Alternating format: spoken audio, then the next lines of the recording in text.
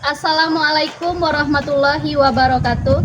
Yang terhormat Bapak Ibu dosen penguji ujian kinerja.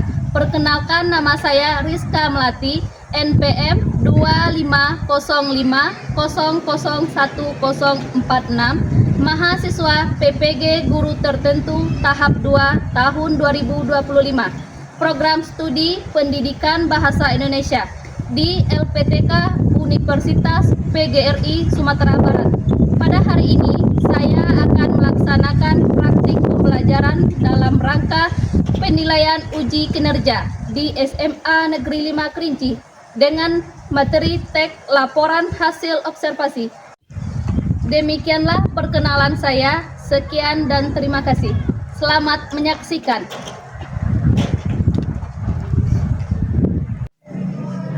Assalamualaikum warahmatullahi wabarakatuh. Waalaikumsalam warahmatullahi wabarakatuh.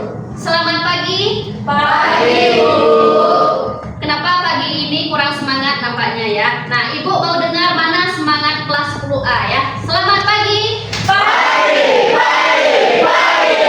Luar biasa. Tetap semangat. Oke, luar biasa semangatnya hari ini ya. Sebelumnya Ibu cek dulu kerapiannya. Ya, Ibu minta kalian berdiri semuanya. Nah, dirapikan bajunya, dasinya, kiri kanan di bawah 2 meja. Nah, kalau ada sampah diambil dan dibuang di tong sampah ya. Nah, udah rapi? Sudah. Udah bersih? Sudah. Silakan duduk kembali. Nah, sebelum pembelajaran ada baiknya kita berdoa terlebih dahulu ya. Ketua kelas tolong pimpin doanya. Semua siap, doa dimulai.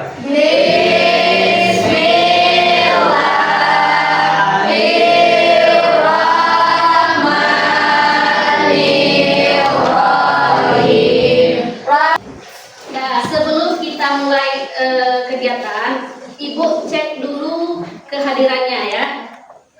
Nah, mulai dari Afgan Saputra, Hadir, Bu. Almarwa, Hadir, Bu. Aurel Natasha, Dias Ramadan, Hadir.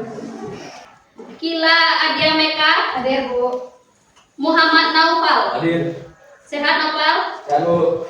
Nah, sebelum kita memulai kegiatan proses belajar mengajar, kita menyanyikan lagu Indonesia Raya ya. Ibu minta kalian berdiri semuanya.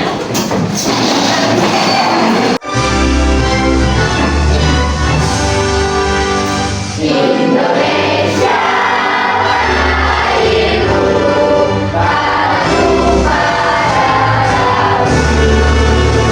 di sanalah aku berdiri, jadi baru hidupku. Indonesia bangsaku, bangsa dan tanah airku. Marilah kita bersatu, Indonesia bersatu. Hiduplah negaraku, hiduplah negeriku, bangsaku, rakyatku semuanya. Bangunlah jiwanya, bangunlah badannya untuk Indonesia Raya. Terima kasih kalian sudah menyanyikan lagu kebangsaan kita Indonesia Raya. Semoga kita selalu ingat ya bahwa kita harus mencintai tanah air kita ya. Dan berikutnya Ibu ada sebuah video motivasi ya. Yang dilakukan hanya bermain dan bersantai. Bermalas-malasan dan menunda-nunda telah menjadi kebiasaan. Saat melihat orang lain yang lebih unggul, rasa iri Nah, Ibu berharap kepada kalian semua, jangan kalian takut gagal ya. Ya, ibaratkan kita naik tangga, kita naik, jatuh, bangkit lagi ya.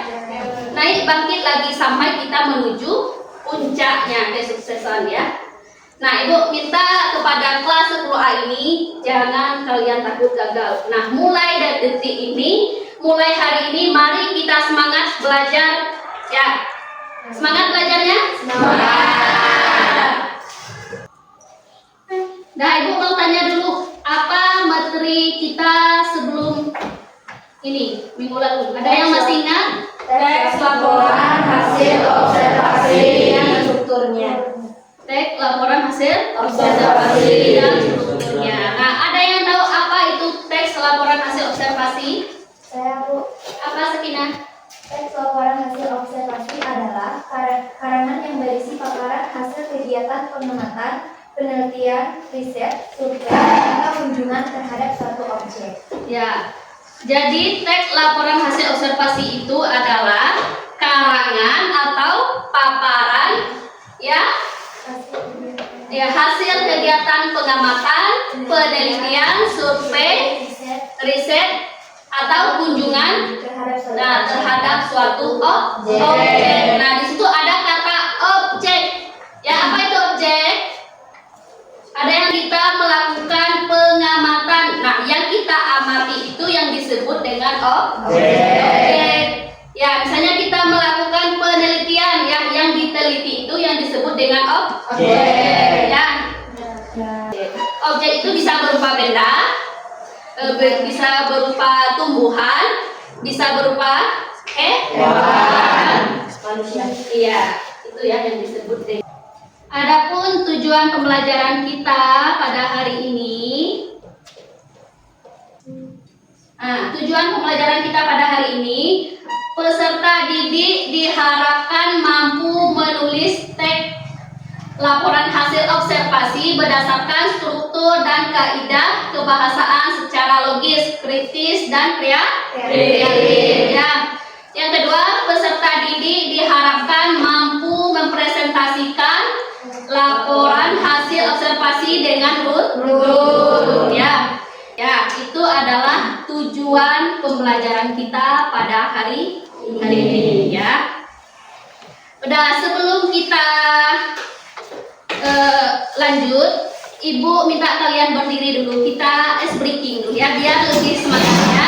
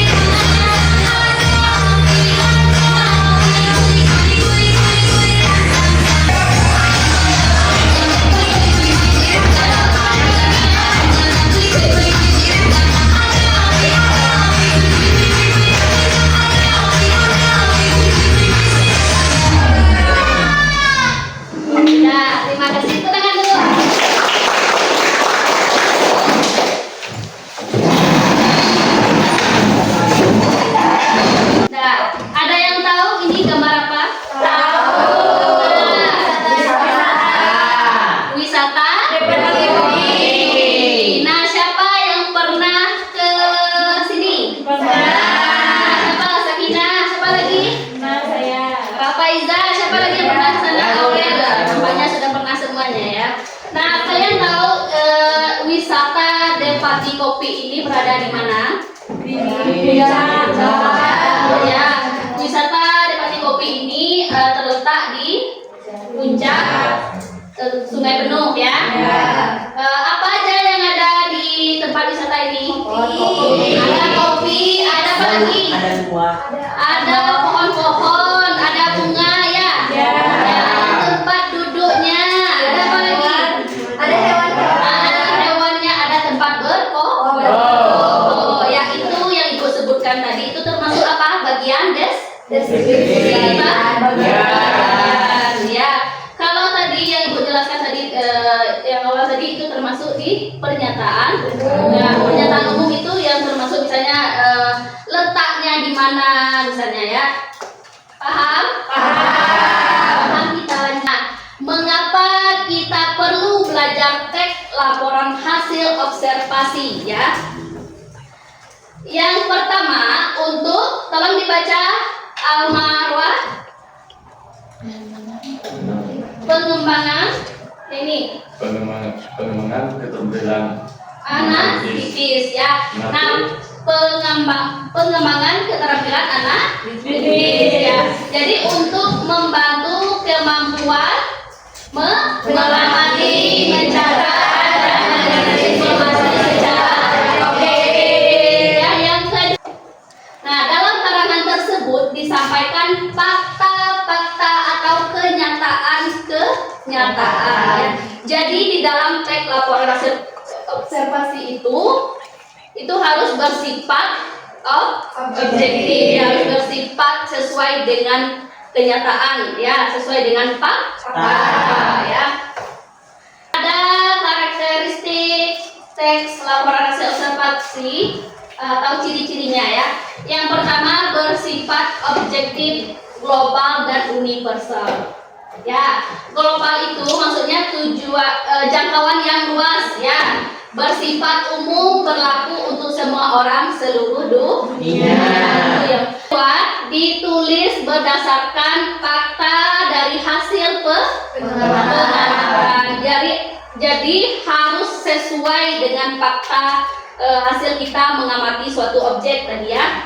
Yang berikutnya, tidak mengandung opini penulis. Ya, jadi tidak mengandung opini penulis. Yang berikutnya, disusun secara sistematis dan terstruktur, ya. Jadi susunannya itu harus sistematis dan terstruktur, ya. Berikutnya, menggunakan bahasa baku dan ilmiah, ya. Nah, tadi ada kata objektif. Apa itu objektif? Fakta apa adanya, ya. Dan kalau subjektif apa? Atau penilaian pribadi, ya. Itu adalah perbedaan objektif dan subjektif. Kita lanjut. Nah, kalimat objektif, ya, ini contoh kalimat objektif, ya. Yang pertama, Gunung Kerinci adalah gunung tertinggi di Pulau Sumatera dengan ketinggian 3.805 meter, ya. Itu adalah kalimat objektif, jadi sesuai dengan fakta. Ya, betul tidak ini? Betul, ya.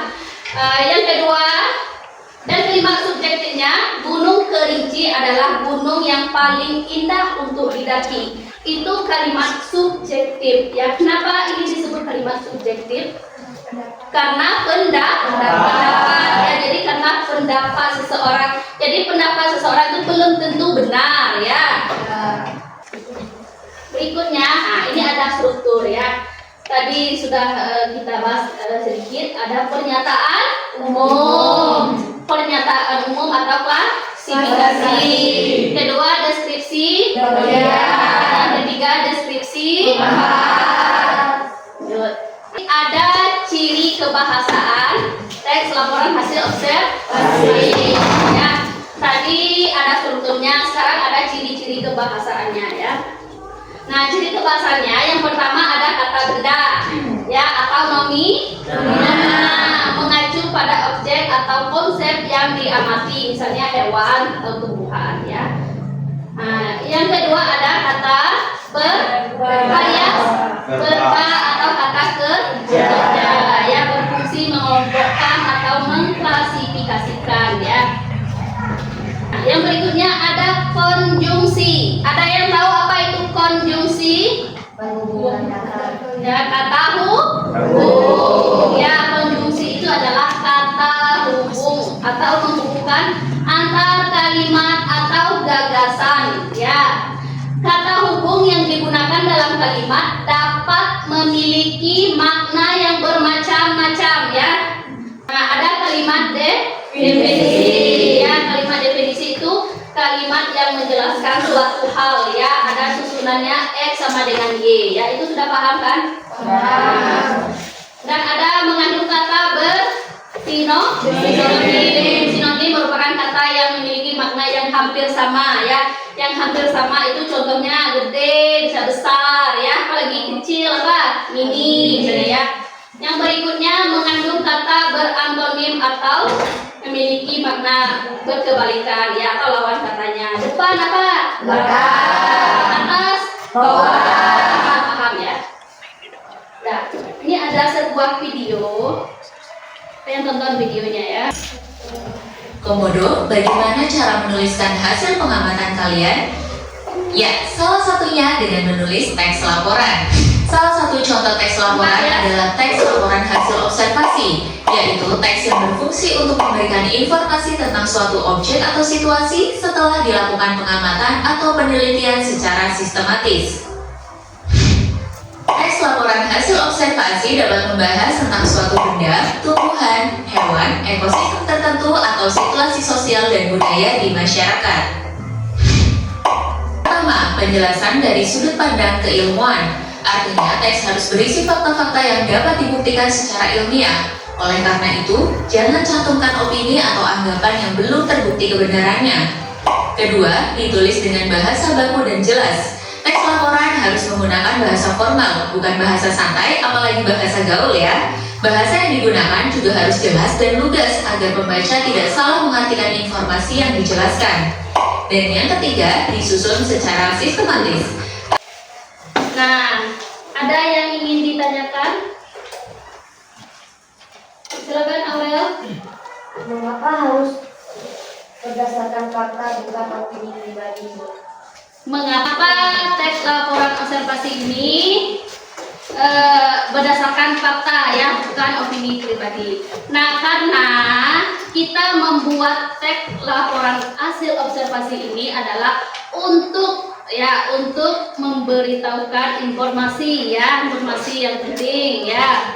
Jadi kalau kita membuat opini tadi itu, jadi informasi yang kita sampaikan tadi itu tidak akurat ya, agak sulit untuk dijadikan bahan penelitian ya gitu. Ada lagi yang ingin ditanyakan? Ada? Tidak? Nah, kalau tidak, kita lanjut bagikan kelompok. Minggu kemarin sudah kita bagikan kelompok dan langsung temanya ya. Kelompok 1 mana? Nah, duduk berkelompok. Ini sudah duduk berkelompok? Belum. Nah, duduk berkelompok dulu ya. Nah, ini yang telah Ibu bagikan itu adalah LKPD ya. Nah, kalian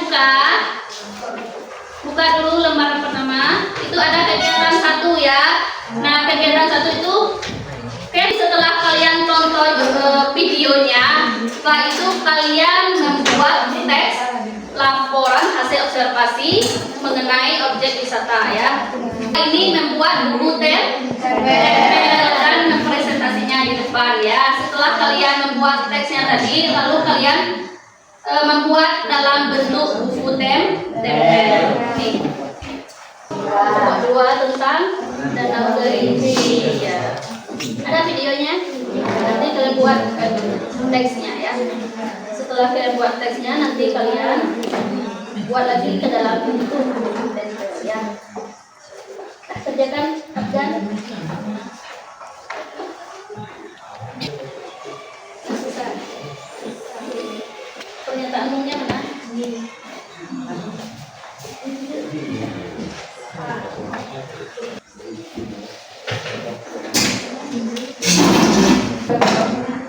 Yang sudah boleh dikumpulkan perwakilan kelompoknya ke depan menempelkan papan tulis.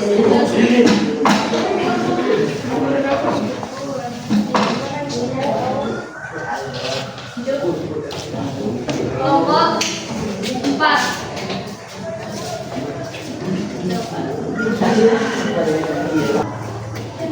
Sudah kelompok 1.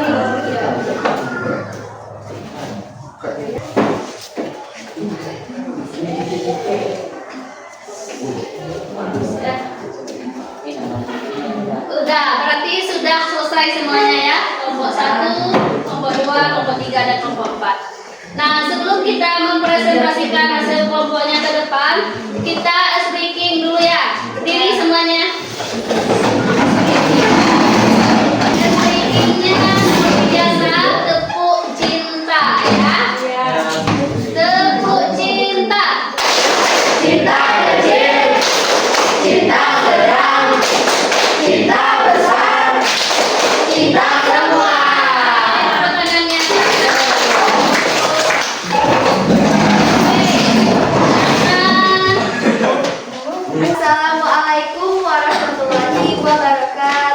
Baiklah, kami dari kelompok 1 ingin mempresentasikan hasil diskusi kami tentang teks laporan hasil observasi. Baiklah, di sini kami akan menjelaskan tugas LKPD kami tentang Danau Lingkar.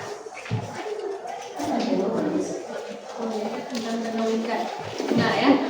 Laporan hasil observasi objek wisata Danau Lingkar. Pernyataan umum, Danau Lingkar merupakan salah satu objek wisata alam yang berada di Kabupaten Kerinci, Provinsi Jambi.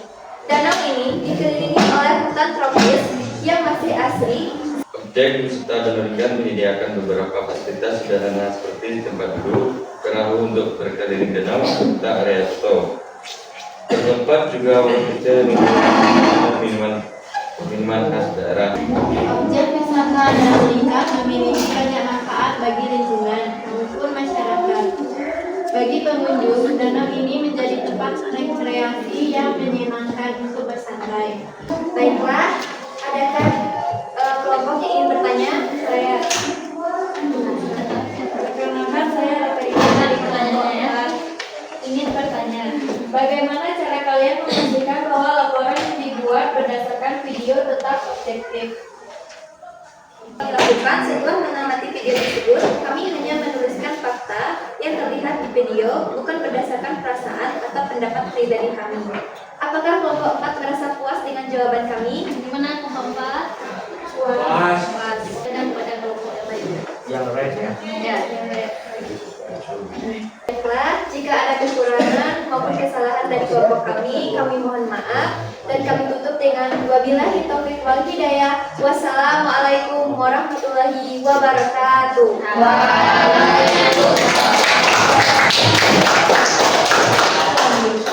Danau Kerinci merupakan salah satu objek wisata alam yang terletak di Kabupaten Kerinci. Di tepian danau terdapat beberapa dermaga kecil.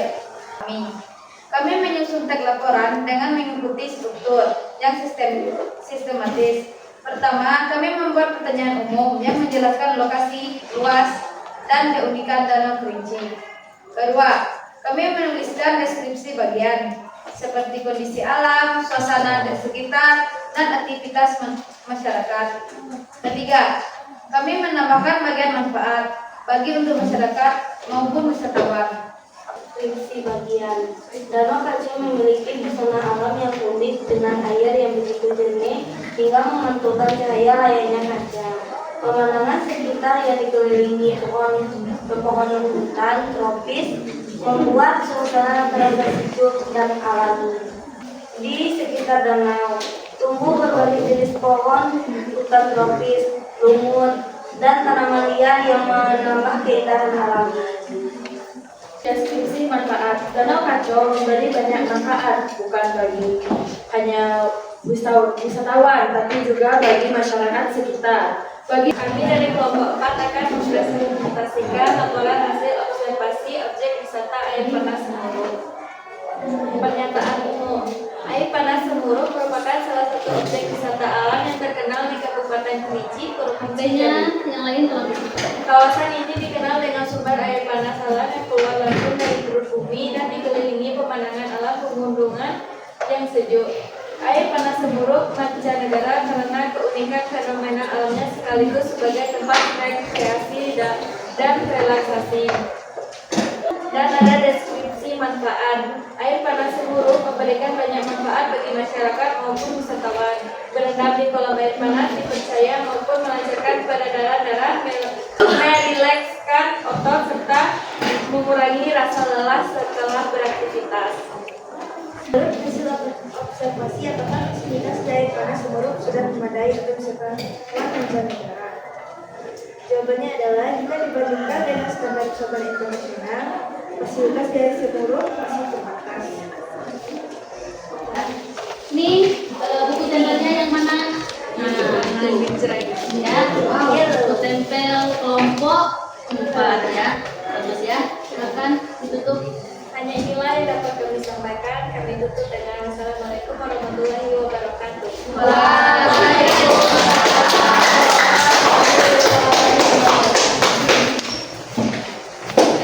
Terima kasih kepada kelompok yang sudah mempresentasikan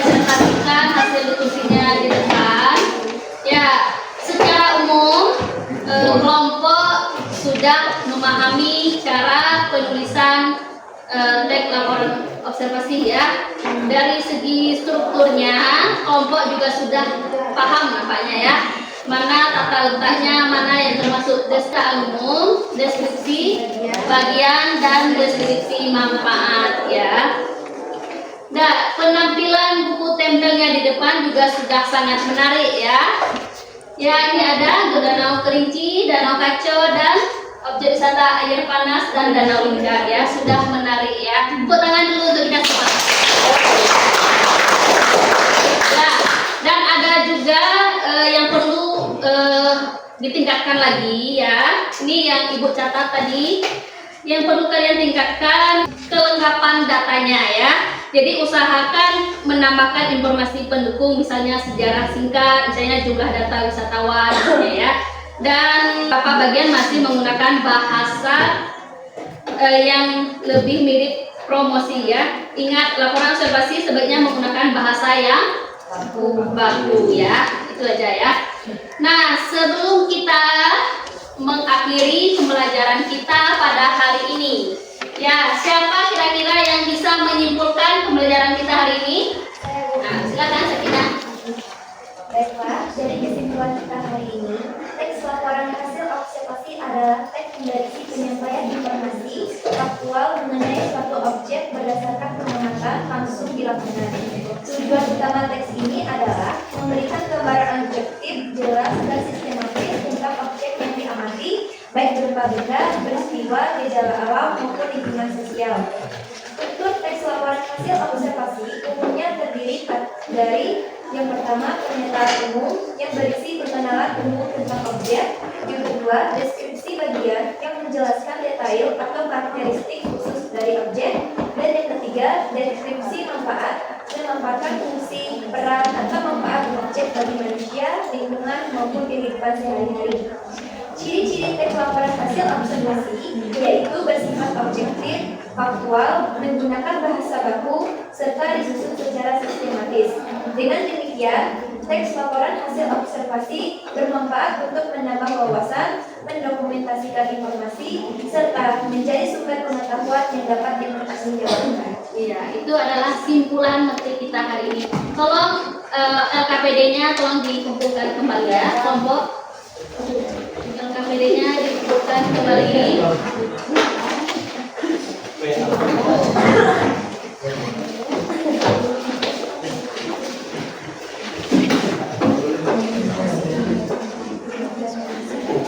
Baik, jadi untuk hari ini kita sudah secara umum membahas tentang teks laporan hasil observasi ya.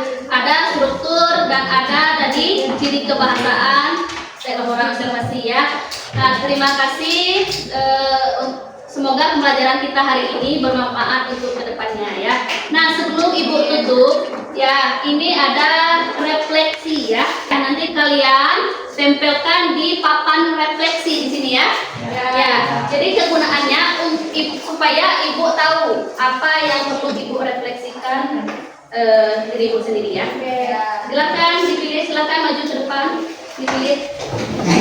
Sesuai dengan kalian hari ini ya. Apa perasaannya kalian memiliki pelajarannya? Ya, ditulis namanya ya, lalu ditempelkan di papan refleksi ya. Nah, silakan Bapak.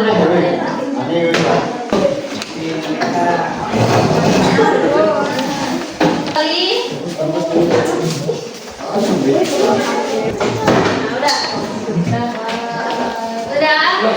Untuk hari ini cukup sekian.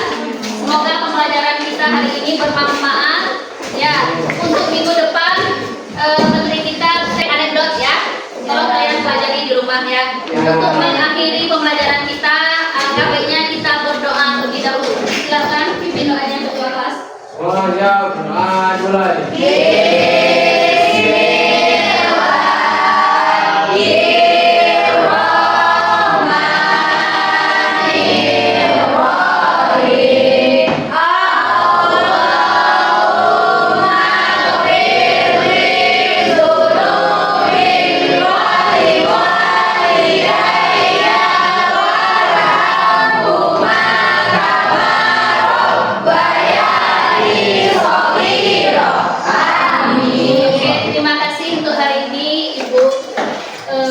ucapkan terima kasih. Wassalamualaikum warahmatullahi wabarakatuh. Wah.